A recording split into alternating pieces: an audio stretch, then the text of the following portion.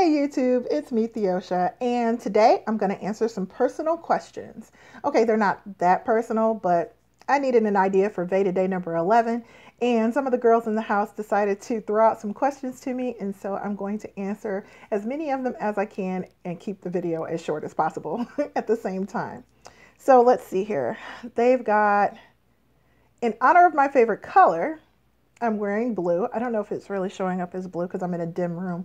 I love pink, but blue is really my favorite color. But most of the time you'll see me in pink. I like cats over dogs. Just because they have a litter box and you don't have to walk them. But I like dogs because dogs are better. They're friendlier. Cats don't care. They don't love you. Let's see if we can get some deep ones. My biggest regret at this point in time is I wish that I had stayed in Albuquerque, New Mexico.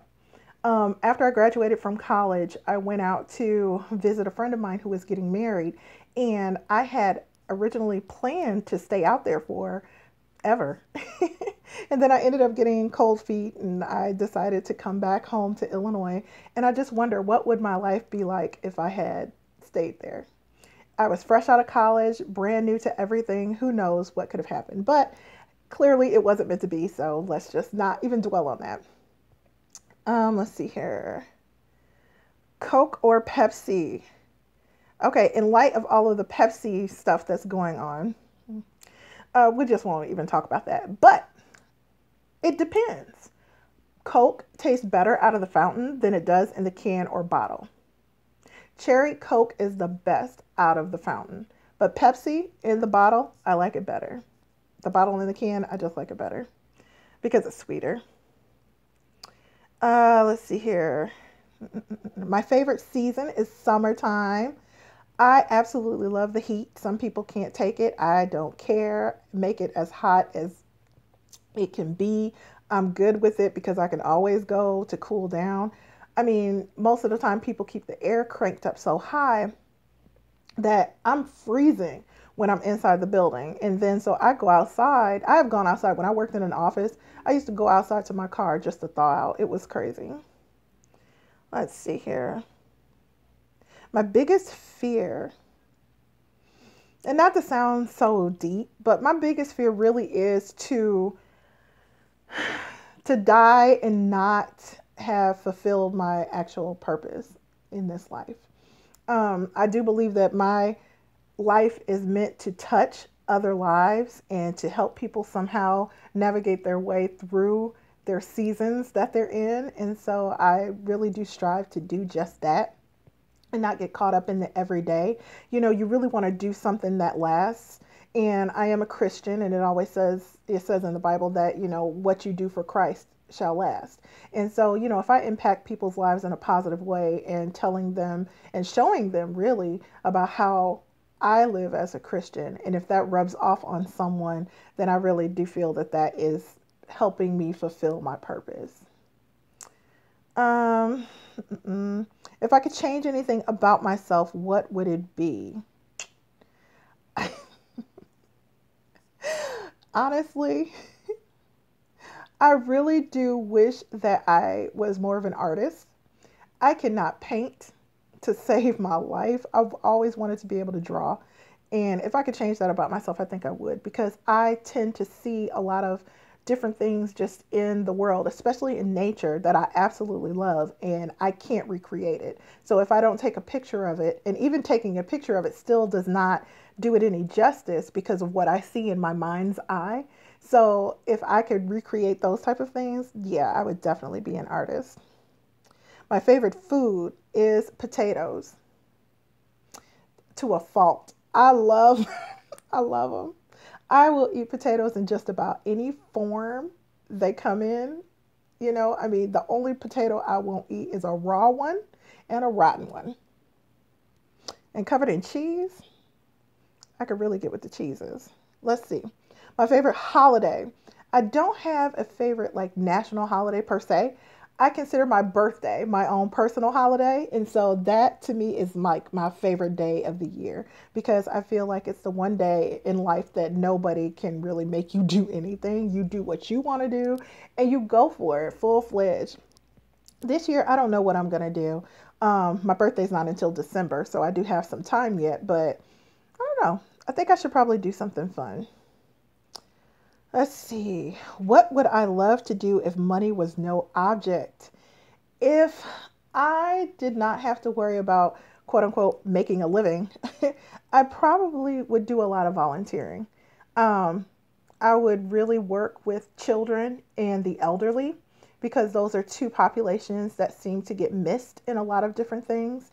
Um, you've got children whose parents are very busy and they don't have the time to, spend with them and really foster in their development. And I'm not knocking anybody who has to work. I mean, life is life, and life gets busy and all of that. And you hear parents, later on talking about how fast their children grew up, right before their eyes. And it's like we, just as a human race, tend to not focus on what's in front of us, but we're focusing on what's ahead all the time and trying to avoid things from the past.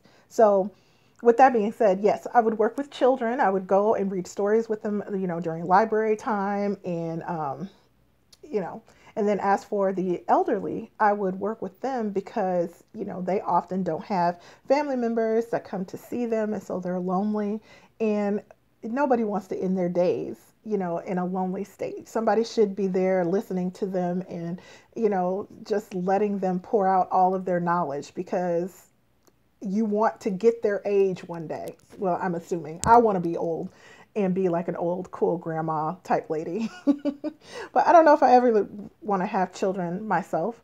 That's something that I have thought about as of late, and I know that, things can happen and I could be a mother, but I am older and I thought about adopting possibly sometime in the future. And I don't know if that's something that I'm going to do. So we'll just have to see.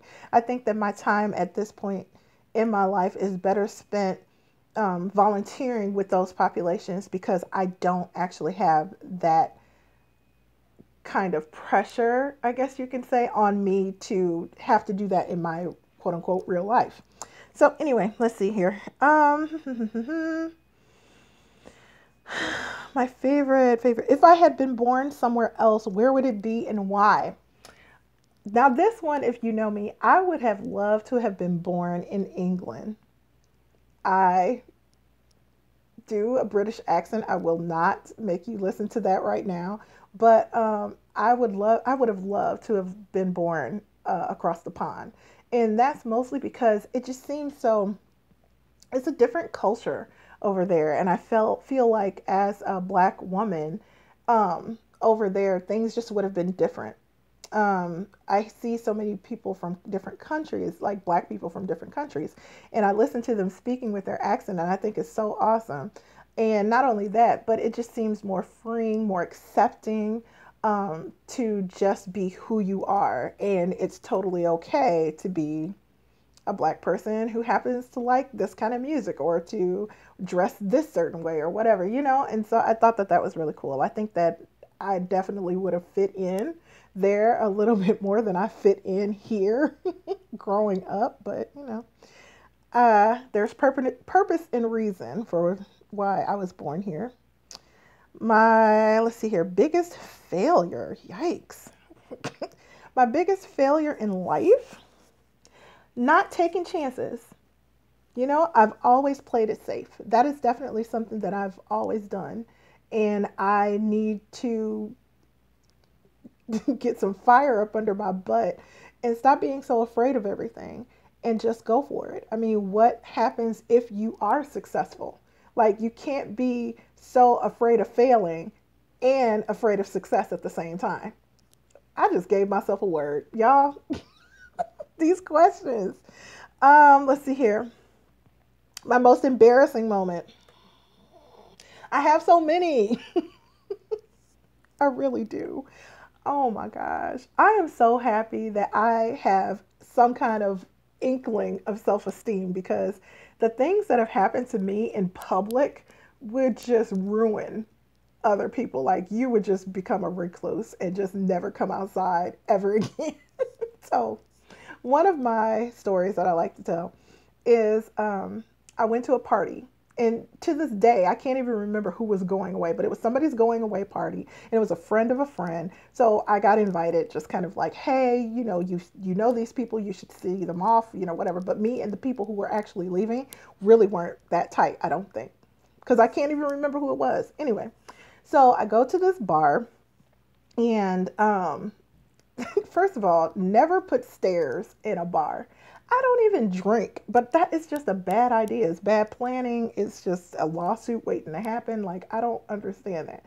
And several places that I've been to actually have stairs. And I'm talking like these huge stairwells that go all the way up to a whole other floor, not just like 2 or 3 steps. We're talking like, 15, 16 stairs. And sometimes they're steep. Anyway.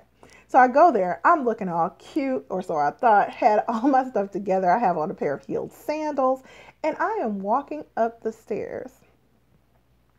Now, those who know me from high school may have seen me fall upstairs before. And I misstepped, so my whole foot wasn't on the next step, and I just, whatever. No, I didn't, excuse me, goodness. I didn't face plant or anything like that, but everything that I had on me, like all of my belongings, my purse, my cell phone, everything went flying across the stairwell. And so I'm just trying to scramble. So first of all, there's tons of people upstairs. You can hear that the party's going, the DJ's doing his thing and everything. And I'm like, oh my gosh, if somebody sees, okay, all right. I'm thinking I'm in the clear. I'm picking up my stuff. I'm all wobbly legged. And I'm like, okay, you should just gather up your stuff really quickly because maybe nobody saw. So get your stuff and let's get up to the party. As I'm picking up my stuff, and I think the last thing I was picking up was like my lip gloss or something off one of the stairs. This guy at the top of the stairs with a drink in his hand yells down to me, "You all right?" All eyes from said party are now looking down the stairwell at me as I'm trying to get myself together. And I was just like, yeah, I'm fine. I have a feeling that he witnessed the entire thing and just waited for me to pick up my stuff and then tried to embarrass me. I don't remember who he is either. See, I just push all those bad things out of my mind. But anyway, I get up to the party. I ended up sitting in a corner seat, and I just sat there. I refused to move because I could not even trust my legs, my knees, my heels. I couldn't trust anything on me at that point. And I was like, you ain't gonna catch me. And even walking back down the stairs at the end of the party, I was still a little shaky. You best believe I held onto that banister the entire way down. Okay, now this one was a kind of a deep one. I'm so sorry that this is a little bit longer than usual, but if I were told today that I had only a year to live, what would I do? I think this goes back to answering those other questions about my biggest failure and if money were no object and all of that. I would travel. I would get out of Illinois and I would go to different places, and I would no longer be afraid to get on planes. I've gotten on planes before, but there's always just that little twinge of anxiety every time you get on there because it's like, I'm going to be 30,000 feet in the air, chilling. Nobody wants to, you don't want to think about it because it's really high up. And, but yeah, I would travel more. I would find the money from somewhere, and I would probably spend everything that I had and just go and explore the world and experience what it was like to have my feet, the soles of my feet, on some other soil. Just to see what it was like, just to touch it, to smell the air, and to meet the people, and to eat the food, and all of that. So yeah, if I only had a year to live, I would definitely, and I would mend my relationships. So if there's any relationships that I have that may be a little shaky or I was unsure of, I would definitely contact those people and talk to them about things. So there's some friends that I probably need to call. So now that I'm thinking about this, it's like prompting me to go, well, duh, we don't know when we're going to get called out of this place called life. So how about you just do that now? So yeah, I got some phone calls I guess I need to make in the next couple of days. Okay. That made me think like way too much, and my computer says that my battery is running low because that's what I'm reading off of. So I guess it's time for me to end this. Look, y'all, I will see you all tomorrow on Veda Day number 12. You have yourself a great day. Bye.